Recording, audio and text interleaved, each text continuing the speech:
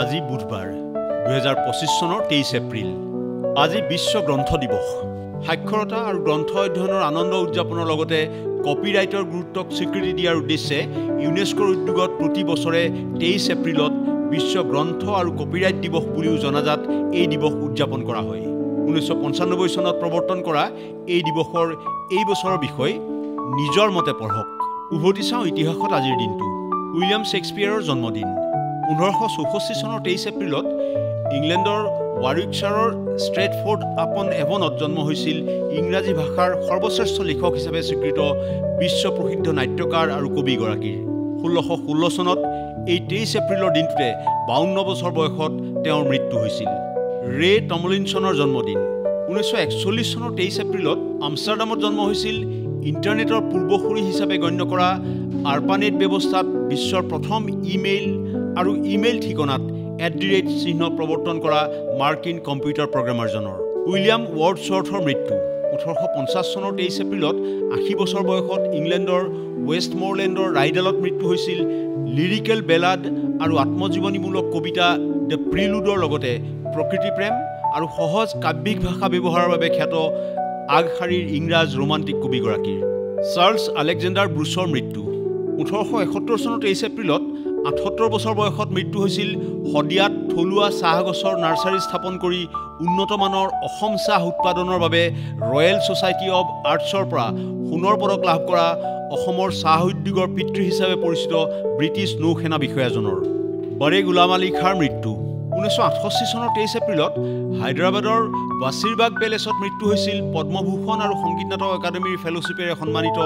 কাছুৰ পাটিয়ালা ঘৰানাৰ হিন্দুস্তানী শাস্ত্ৰীয় কণ্ঠশিল্পীগৰাকীৰ সত্যজিৎ ৰায়ৰ মৃত্যু 1992 চনৰ 23 এপ্ৰিলত 70 বছৰ বয়সত কলকাতাত মৃত্যু হৈছিল ভাৰতৰত্ন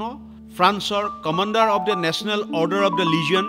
আৰু সন্মানীয় অস্কাৰ বঁটাৰ বিভূষিত চলচ্চিত্ৰ ইতিহাসৰ অন্যতম শ্ৰেষ্ঠ আৰু প্ৰভাৱশালী ভাৰতীয় পৰিচালকগৰাকীৰ বৰিছ য়েলচিনৰ মৃত্যু 2007 চনৰ 23 এপ্ৰিলত 76 বছৰ বয়সত মস্কোত মৃত্যু হৈছিল পূৰ্বে কমিউনিষ্ট মতাদৰ্শত বিশ্বাসী যদিও পিছলৈ স্বতন্ত্ৰ আৰু উদাৰতাবাদী ৰাজনীতিবিদ হিচাপে পৰিচিত ৰাছিয়াৰ প্ৰাক্তন ৰাষ্ট্ৰপতিজনৰ শমছাদ বেগমৰ মৃত্যু 2013 চনৰ 23 এপ্ৰিলত 94 বছৰ বয়সত মুম্বাইৰ হীৰানন্দনী গাৰ্ডেনছত মৃত্যু হৈছিল হিন্দী বাংলা মাৰাঠী গুজৰাটী তামিল আৰু পাঞ্জাবী ভাষাত 6000ৰো অধিক গীত গোৱা পদ্মভূষণেৰে সন্মানিত হিন্দী চলচ্চিত্ৰৰ একালৰ জনপ্ৰিয় কণ্ঠশিল্পীগৰাকীৰ ইউটিউবত আপলোড প্ৰথম ভিডিঅ' 2005 চনৰ 23 এপ্ৰিলত ইউটিউবৰ সহ প্ৰতিষ্ঠাপক জাভেদ কৰিমে ইউটিউবত পোষ্ট কৰিছিল ছান ডিয়েগো চিৰিয়াখানা ভ্ৰমণৰ 18 ছেকেণ্ডৰ এটা video' clip meet at the zoo ইউটিউবত আপলোড কৰা এই প্ৰথম ভিডিঅ' এই পৰ্যন্ত দৰ্শকে 33.5 কোটি বাৰ চাইছে ব্ৰিটেইনত প্ৰথম দশমিক মুদ্ৰা প্ৰৱৰ্তন 1968 চনৰ 23 এপ্ৰিলত ব্ৰিটেইনত প্ৰথম দশমিক মুদ্ৰা প্ৰৱৰ্তন কৰা হয় 5 পেন্স আৰু 10 পেন্সৰ এই মুদ্ৰাসমূহৰ আকাৰ আৰু গঠন পূৰ্বে প্ৰচলিত শিলিং আৰু ফ্লৰিন মুদ্ৰাৰ সৈতে একে আছিল কোকা-কোলাৰ নিউ কোক প্ৰৱৰ্তন 1985 চনৰ 23 এপ্ৰিলত কোকা-কোলা কোম্পানীয়ে বজাৰ অংশীদাৰিত্ব বঢ়োৱাৰ লক্ষ্যৰে নিউ কোক প্ৰৱৰ্তন কৰিছিল কিন্তু এই নতুন পানীয় গ্ৰাহকে প্ৰত্যাখ্যান কৰে আৰু 3 মাহ নহওঁতেই পূৰ্বৰ সংস্কৰণকে কোকা-কোলা ক্লাছিক হিচাপে পুনৰ প্ৰচলন কৰে এইডছ ৰোগৰ ভাইৰাছ চিনাক্ত 1984 চনৰ 23 এপ্ৰিলত মাৰ্কিন বিজ্ঞানী ডক্টৰ ৰবাৰ্ট গালো আৰু নেশ্যনেল কেঞ্চাৰ ইনষ্টিটিউটৰ তেওঁৰ সহযোগীসকলে প্ৰথমবাৰলৈ এইডছ ৰোগৰ কাৰক হিচাপে চিহ্নিত ভাইৰাছ আৱিষ্কাৰ কৰিছিল প্ৰথমে HTLV3 নাম দিয়া ভাইৰাছটো পিছলৈ HIV নামেৰে পৰিচিত হয় মানৱ চালিত বিমানেৰে দীৰ্ঘতম উৰণ 1988 চনৰ 23 এপ্ৰিলত গ্ৰীক চাইকেল আৰোহী কানেলোপোলছে মানৱ চালিত ডডলাছ 88 বিমানেৰে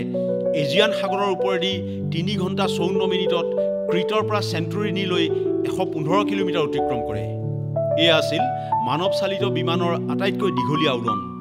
ৰলিং ষ্টনছৰ ষ্টিকি ফিংগাৰ্ছৰ মুক্তি 1971 চনৰ 23 এপ্ৰিলত British rock band the Rolling ষ্টনছে তেওঁলোকৰ অন্যতম শ্ৰেষ্ঠ এলবাম বুলি গণ্য কৰা ষ্টিকি ফিংগাৰ্ছ মুকলি কৰিছিল ব্ৰিটেইন আৰু আমেৰিকাৰ এলবাম চাৰ্টত প্ৰথম স্থান দখল কৰা ৰলিং ষ্টনছৰ এই প্ৰথমটো এলবামে আমেৰিকাৰ ট্ৰিপল প্লেটিনাম প্ৰমাণপত্ৰ লাভ কৰিছিল ইনফৰমেশ্যন ডেস্ক দেশ টুডে